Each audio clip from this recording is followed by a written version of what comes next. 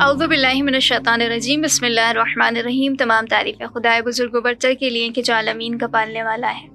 درود و سلام صبح و شام محمد اور آل محمد پر کہ جو وجہ تخلیق کائنات ہے۔ السلام علیکم ورحمۃ اللہ وبرکاتہ۔ آپ دیکھ رہے ہیں پروگرام صحابیات، میں آپ کی میزبان سیدہ شیر زیدی آپ کو اپنے پروگرام میں خوش آمدید کہتی ہوں۔ خواتین و حضرات، آج ایک ایسی شخصیت کا تذکرہ ہے کہ جنہیں ام الادب، ام الاخلاص، ام الاخلاق، ام الوفا یعنی ام البنین کہا جاتا ہے۔ اور کیا وجوہات ہیں آپ کی شخصیت میں ایسی کہ آج بھی اہل عشق، اہل وفا آپ کو یاد کرتے ہیں، آپ کا تذکرہ کرتے ہیں، آپ سے سیکھتے سمجھتے ہیں، اور تاریخ کے اوراق پر آج بھی آپ کا نام زندہ و جاوید ہے۔ آج انہی شخصیت پر بات کریں گے، اور ہمارے ساتھ جو مہمان شخصیت ہیں خوش آمدید کہتے ہیں ذاکرہ شیبہ فاطمہ صاحبہ کو۔ السلام علیکم۔ وعلیکم السلام، کیسی ہیں آپ؟ الحمدللہ، آپ کیسی ہیں؟ الحمدللہ، بہت بہت شکریہ، آپ نے ایک بار پھر ہمیں وقت دیا۔ آپ کا بھی بہت شکریہ۔ سب سے پہلا سوال جناب ام البنین کے حوالے سے میں یہی کرنا چاہوں گی کہ جناب ام البنین، آپ کا تعارف کیا ہے، آپ کا خاندان کیا ہے؟ اعوذ باللہ من الشیطان الرجیم، بسم اللہ الرحمن الرحیم۔ تمام حمد اس خداوند عالم کے لیے جو سب پہلوں سے پہلا اور سب آخروں سے آخر ہے، بے شک۔ اور تمام درود و سلام محمد اور آل محمد کے لیے اللہم صلی علی محمد۔ کہ جن کے ذریعے پیغام خداوند عالم ہم تک پہنچا، اور الحمدللہ کوشش ہے کہ ہم عمل کر پروردگار عالم کی رضا حاصل کر سکیں۔ ختمی مرتبہ حضرت محمد مصطفیٰ صلی اللہ علیہ وآلہ وسلم ارشاد فرماتے ہیں کہ دنیا کی بہترین دولت پرہیزگار عورت ہے۔ بے شک بے شک، کیونکہ ہم بات ہی عورتوں پہ کر رہے ہیں، تو نبی کریم کی کتنی پیاری حدیث ہے کہ اگر کسی مرد کو بہترین دولت کی تمنا ہو تو دعا کرے کہ اس کو پرہیزگار عورت مل جائے۔ واہ واہ۔ اور جب پرہیزگار عورت کا ذکر آتا ہے تو جو ہم نے پروگرام شروع کیا ہے صحابیات، یقیناً ان میں ہم ایک کے بعد ایک بیوی کا ذکر کرنے کی کوشش کر رہے ہیں کہ جو اس مقام پر ہیں کہ جنہیں ہم پرہیزگار خواتین کہہ سکتے ہیں۔ ٹھیک۔ ان بیویوں میں آج جس عظیم عورت کا مجھے ذکر کرنا ہے وہ شہزادی ام البنین علیہ الصلوۃ والسلام ہے۔ بے شک۔ وہ مخدومہ عالم، منبع کرم، مخدومہ عصمت، سرچشمہ جرات و شجاعت، مدرسہ وفا، نگران بیت الحمد، نشرہ پیغام، ولایت ملکہ ہم سفر مولا کائنات علی ابن ابی طالب علیہ الصلوۃ والسلام، سبحان اللہ، بے شک۔ مادر غازی عباس علیہ الصلوۃ والسلام، بے شک۔ بہت بلند مقام، بہت اعلیٰ مرتبہ۔ جی۔ اگر ہم آپ کی زندگی کو دیکھتے ہیں تو آپ کی زندگی کو ہم 3 حصوں میں تقسیم کر سکتے ہیں، اور وہ 3 حصے ہیں: ادب ہے، اثار ہے، اور عزاداری ہے۔ ٹھیک۔ اچھا، یہ ادب جو ہے یہ بہت اہم ہے بی بی کی زندگی کے اندر اگر ہم جی۔ دیکھیں، کیونکہ بی بی نے بتایا کہ ادب کے بغیر زندگی ناممکن ہے، جس سے رضا الہی حاصل ہو سکے، ایسا نہیں ہو سکتا، کیونکہ ہر چیز کو عقل کی ضرورت ہوتی ہے، اور عقل کو جس چیز کی ضرورت ہوتی ہے وہ کیا ہے؟ ادب ہے۔ بے شک۔ اور یہ ادب اگر ہمیں سیکھنا ہے تو جناب عباس کی والدہ جناب ام البنین سے ہم سیکھ سکتے ہیں، بے شک۔ کیونکہ مولا کائنات علی ابن ابی طالب علیہ الصلوۃ والسلام اس ادب کے بارے میں فرماتے ہیں کہ اگر تمہیں بتا دیا جائے کہ تمہاری زندگی میں صرف 2 دن باقی رہ گئے تو اس میں ایک دن ادب کے لیے نکالو اور دوسرا انفاق کے لیے نکالو۔ الحمدللہ اگر ہم بی بی کی زندگی کو دیکھتے ہیں تو دونوں چیزیں بی بی کی زندگی میں ہمیں نظر آ رہی ہوتی ہیں۔ اچھا، بات ادب کی کریں تو پھر ہم چلیں گے اس طرف کہ جہاں پر بی بی اپنی زندگی کو اپنے والد کے گھر گزار رہی ہیں۔ صحیح۔ اور جب وہ اپنے والد کے گھر زندگی گزار کر آتی ہیں تو وہ بی بی فاطمہ الزہرا کے گھر جب دلہن بن کر آتی ہیں مولا کائنات کی، تو آنے کے بعد وہ چوکھٹ کا بوسہ لیتی ہیں، اور چوکھٹ کا بوسہ لینے کے بعد شکر خدا کرتی ہیں کہ خدا نے مجھے اس گھر کے لیے چنا۔ یہ ادب میں شامل ہو رہی ہے نا چیزیں۔ بے شک۔ اور جب آ کر دیکھتی ہیں تو حسنین کھڑے ہیں، جناب زینب و کلثوم کھڑی ہیں سلام کے لیے، تو بی بی ادب سے کہتی ہے نہیں، میں تمہاری ماں نہیں، تمہاری کنیز بن کر آئی ہوں۔ سبحان اللہ، سبحان تو یہ میری شہزادی کی زندگی ہے۔ اور پھر جب انہوں نے اپنے بچوں کی تربیت شروع کری تو کمال ہو گیا کہ انہیں بھی اس طریقے سے ادب سکھائے کہ اگر آج کوئی ماں اطاعت امام کسی کو سمجھانا چاہتی ہے تو جناب ام البنین کی طرف رخ کرے کہ انہوں نے اطاعت امام کس طریقے سے سکھائی۔ بے شک۔ خواتین و حضرات، جہاں بھی جناب ام البنین سلام اللہ علیہ کا تذکرہ ہوتا ہے وہاں آپ کا ادب ضرور نمایاں ہوتا ہے کہ جس انداز سے خود آپ با ادب رہیں اور پھر آپ نے وہ ادب اپنے بچوں میں منتقل کیا، جس کی معراج ہم کربلا کے میدان میں دیکھتے ہیں۔ مزید ہم شہزادی کی زندگی کو جاننا چاہیں گے۔ میں جاننا چاہوں گی کہ جب شہزادی جناب مولا متقیان کے گھر میں آئیں تو وہ کیا مقدمات تھے کہ آپ اس گھر میں تشریف لائیں؟ سبحان اللہ، ان کو پہلے سے خبر دے دی گئی تھی، کیونکہ بشارت خواب، پاکیزہ تھی بے شک، کہ خواب کے ذریعے بتا دیا گیا۔ اور خواب کتنا حسین خواب، سو رہی ہیں تو دیکھ رہی ہیں کہ ایک ایسی جگہ پر گئی کہ اس جگہ کو انہوں نے کبھی دیکھا نہیں تھا، جہاں خوشبوئیں بکھر رہی تھیں، جی، جہاں نور ہی نور تھا۔ اور جب انہوں نے سر اٹھایا اور اٹھا کر جب دیکھا تو کہتی ہیں کہ ایسا لگ رہا تھا جیسے 14ویں کا چاند چمک رہا ہے، سبحان اللہ، اور چاند کے نور سے پورا ماحول جو ہے وہ منور ہو رہا ہے۔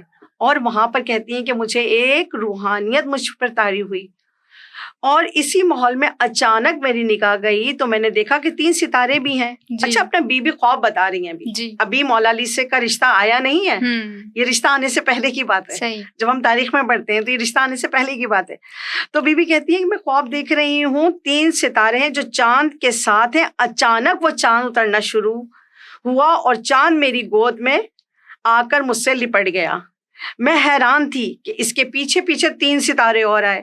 اچھا، وہ 3 ستارے جب اترے تو بیوی کہتی ہے کہ وہ ستارے کوئی میرے زانو پر آیا اور کوئی میرے کاندھے پر آیا۔ میں حیران تھی کہ اچانک ایک غیبی آواز آئی، اے فاطمہ تمہیں بشارت ہو، ایک سردار، ایک سید 3 ستاروں کے ساتھ جو قمر ظاہر ہو رہا ہے اس کی، اور 3 ستاروں اور ایک چاند کا جو باپ ہے وہ سید بھی ہے، مولا بھی ہے، خلق الہی کا سردار بھی ہے، اور جان لو رسول خدا صلی اللہ علیہ وآلہ وسلم کے بعد یہ تمہارے لیے عظیم ترین ہے۔ سبحان اللہ۔ تو بیدار ہوئی تو یہ خواب انہوں نے جب اپنی والدہ سے جا کر کہا تو آپ کی والدہ جو سمامہ بی بی تھیں ابھی وہ خواب بتا رہی تھی کہ میں نے یہ منظر دیکھا کہ اتنے میں دروازے پر دستک ہوتی ہے اور پتہ چلتا ہے کہ جناب عقیل آپ کا رشتہ لے کر آئے۔ سبحان تو یہ اللہ، اتنا حسین خواب میں آپ کو بتا دیا خواب ہوا اور پھر ساتھ ہی اس کی تعبیر مل بھی گئی۔ کیا بات ہے، سبحان اللہ، سبحان اللہ۔ خواتین و حضرات، جناب ام البنین کس انداز سے شیر خدا علی مرتضیٰ علیہ السلام کے گھر میں آئیں، اور پھر وہ جو آپ کا ادب رہا، اخلاص رہا، وہ ہم نے سب نے دیکھا۔ لیکن اس کے ساتھ ساتھ میں چاہتی ہوں خواہر آپ ان کے ایثار پر ضرور روشنی ڈالیے گا۔ ان کا ایثار یقیناً جس طریقے سے اس گھرانے کا ایک ایک فرد ہمیں ایثار کی منزل پر نظر آتا ہے تو ام البنین کیوں پیچھے رہتی؟ بے شک، تو دیکھ رہی ہیں عشق انہیں مولا کائنات علی بن ابی طالب سے کہ میرے مولا کس طریقے سے ایثار کیا کرتے تھے۔ اچھا، ایثار میں خالی دولت ہی نہیں دی جاتی، جی جی جی، ایثار میں انسان بہت کچھ دے رہا ہوتا ہے۔ ٹھیک، اچھا، اس میں اگر ہم ام البنین کی زندگی کو دیکھیں تو ان کے پاس 4 بیٹے تھے، اور وہ چاروں کے چاروں بیٹے انہوں نے رائے خدا میں دے دیے۔ بے شک، اور پھر وہ بیٹے کس طریقے سے میری بیوی دے رہی ہیں، آپ یہ دیکھیے نا کہ پال تو رہی ہیں لیکن ہمیشہ جناب عباس کو یہ سمجھایا کہ دیکھو یہ جو حسین ہے نا یہ سیدہ کے بیٹے ہیں، اور تم جو ہو وہ ایک کنیز کے بیٹے ہو۔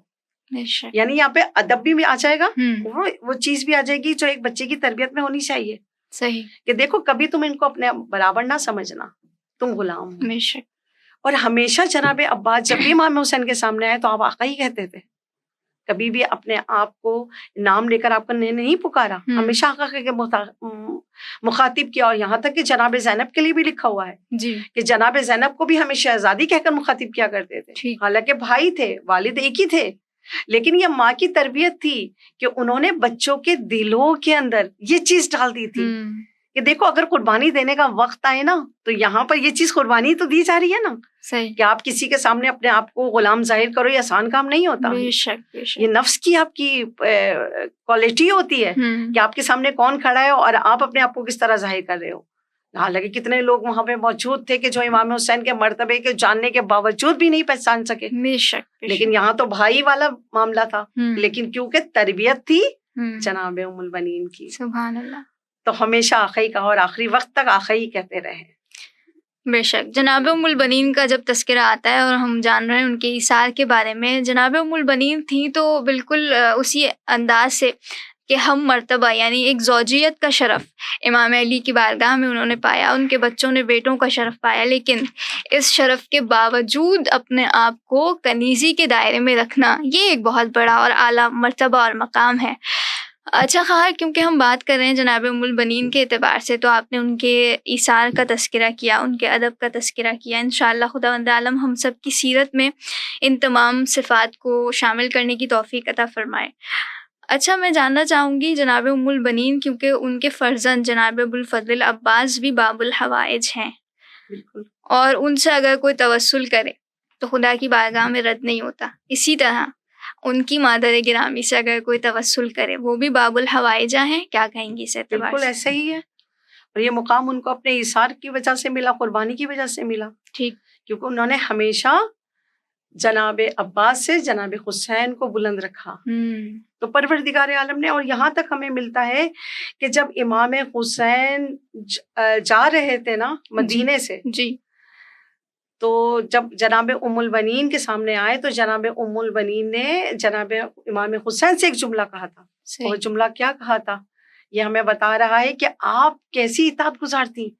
وہ جملہ یہ ملتا ہے کہ جب تم اپنی والدہ سے ملنا تو میرا سلام کہنا۔ کیا بات ہے، آپ دیکھیے، یعنی آپ اپنا سلام کہلوا رہی ہیں امام حسین سے کہ میرا سلام کہنا۔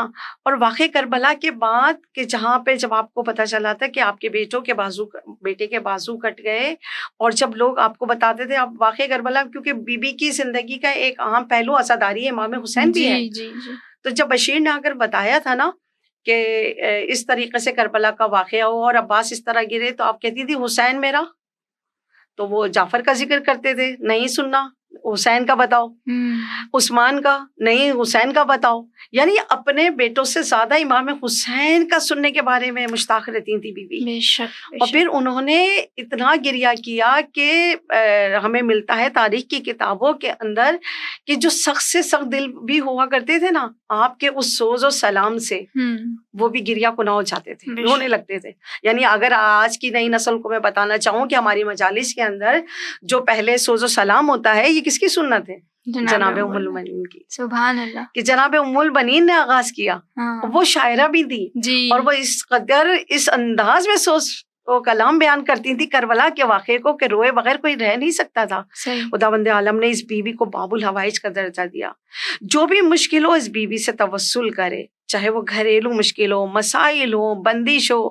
آج کل بیٹیوں کی شادیوں کے لیے لوگ اتنے پریشان ہوتے ہیں، نہ جانے کن کن لوگوں کے پاس چلے جاتے ہیں۔ خاص کر میں اپنے تمام سننے والوں سے یہ کہوں گی اس پلیٹ فارم کے ذریعے کہ ادھر ادھر نہ بھٹکیں، جو بہترین توسل خدا کی طرف سے ہمیں ملے اس کی طرف رجوع کریں۔ اچھا وہ بہترین، اچھا میں کوئی بہت بڑا وظیفہ نہیں بتانے والی، کیونکہ بڑے وظیفوں سے بھی لوگ بھاگ رہے ہوتے ہیں۔ کچھ ایسا عمل جو آپ آسانی کے ساتھ کر لیں اور توسل اس بی بی کا نام لے کر کریں تو انشاءاللہ خداوند عالم دعا کو ضرور قبول کرے گا۔ اور وہ وظیفہ کیا کہ 40 دن تک نماز عصر کے بعد 135 مرتبہ صلوات پڑھ کر اس بی بی کو ہدیہ کر دیں، اور بی بی کو امام حسین علیہ الصلوۃ والسلام کا واسطہ دیں۔ حسین سے جو پیار تھا نا وہ سب کے سامنے ہے، امام حسین کا واسطہ دیں، ان کی عزت کا، ان کی عظمت کا واسطہ دے کر، اولاد زہرا کا واسطہ دے کر اس بی بی سے دعا کریں تو وہ ناممکن کو بھی ممکن کروا دیں گی، بے شک، اگر ان سے توسل کیا جائے۔ تو پھر دعا یہی ہے آخر میں کہ اس بی بی کو دامن کو تھام لیجئے۔ یہ بی بی وہ ہے کہ جس نے اطاعت امام کر کر ہمیں بتائی۔ بے شک خواتین و حضرات، ایسا ہی ہے، خداوند عالم انشاءاللہ ہم سب کی معرفت میں مزید اضافہ فرمائے۔ کیا اوج، کیا مقام ہے ام البنین کا، زہرا کے گھر قیام ہے ام البنین کا، یہ فاطمہ کی اسم مسمہ ہے، اس لیے کوثر بھی ایک نام ہے ام البنین کا، اور بنت رسول بھی، جسے اپنا پسر کہیں، ایسا مہ تمام ہے ام البنین کا۔ خداوند عالم انشاءاللہ ہمیں آپ کی سیرت پر چلنے کی توفیق عطا فرمائے۔ میں شکریہ ادا کرنا چاہوں گی ذاکرہ شیبہ فاطمہ ہمارے ساتھ تھیں، آپ کی آمد کا شکریہ۔ ساتھ ہی اپنی میزبان سیدہ شیزیدی کو اجازت دیجیے، بے امید دیدار، خدا نگہدار۔